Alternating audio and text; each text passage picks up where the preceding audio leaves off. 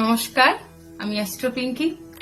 আপনি কি ঋণ থেকে মুক্তি পেতে চান, বা আপনি প্রচন্ড ঋণে জড়িয়ে গেছেন, সেই ঋণ থেকে আপনি মুক্তি পাচ্ছেনই না, বা ঋণ থেকে আপনি মুক্ত হতে পারছেন না, ঋণ শোধ করতে পারছেন না, তাহলে এই ক্রিয়াটি আপনার জন্য। এই কালী পুজোর মহারাতে এই ক্রিয়াটি করুন। একটি নারকেল নিন, নারকেলটা হতে হবে ঝুঁটিওয়ালা, তার ঝুঁটি থাকবে।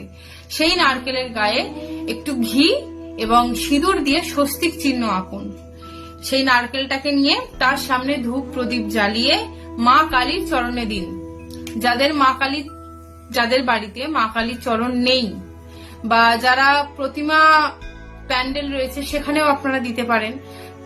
দিয়ে আর যারা বাড়িতে করছেন, যাদের প্রতিমা নেই, সেক্ষেত্রে আপনারা মা কালীর ছবির সামনেও দিতে পারেন। দিয়ে আপনার শত্রুর নাম জপ করতে হবে এবং তারপরে ক্লিম মন্ত্রটা 108 বার জপ করুন। ক্লিম মন্ত্র 108 বার জপ করুন। করার পরে যখন অমাবস্যা ছেড়ে যাবার পরে আপনি কোনো প্রবাহমান জলে, ঠিক প্রতিপদে কোনো প্রবাহমান জলে সেই নারকেলটিকে ভাসিয়ে দিয়ে আসুন এবং আপনার মনস্কামনা আপনি জানান যে আপনি ঋণ থেকে মুক্তি পেতে চান।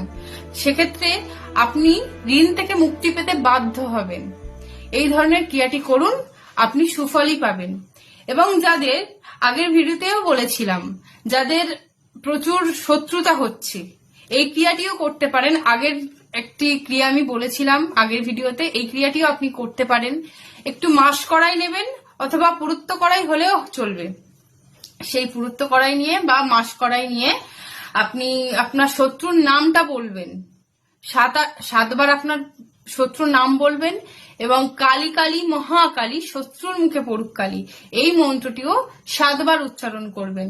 করে ওই মাস কড়াই বা পুরুত্ব কড়াইটাকে নিয়ে গিয়ে কোনো 3 কোণা রাস্তায় 3 দিকে আপনাকে ছড়িয়ে দিতে হবে। তারপরে আপনার শত্রু ধীরে ধীরে কাটতে বাধ্য হবে। ধীরে ধীরে বলবো না, এই কালী পুজোর রাতে আপনি এই ক্রিয়াটি করুন, আপনার কিন্তু শত্রুটা দমন হতে বাধ্য হবে। এই ধরনের ক্রিয়াগুলি আপনি করুন, অবশ্যই সুফল পাবেন। নমস্কার।